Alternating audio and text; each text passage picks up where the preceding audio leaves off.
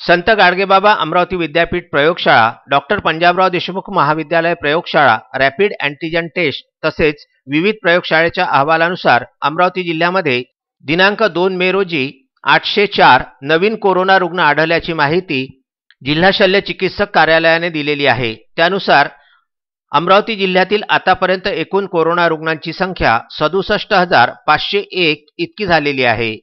तर अमरावती जिल्ह्यामध्ये दिनांक 2 मे 2021 रोजी 17 कोरोना बाधित रुग्णांचा मृत्यू झालेला आहे।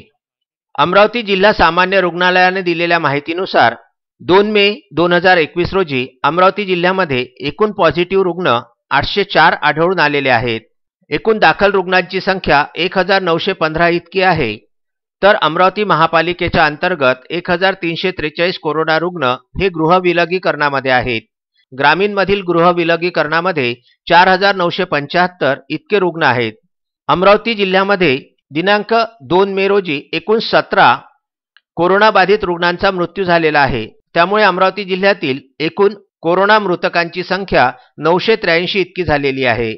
दिनांक 2 मे पर्यंत तपासण्यात आलेल्या एकूण नमुन्यांची संख्या 4,28,613 इतकी झालेली आहे।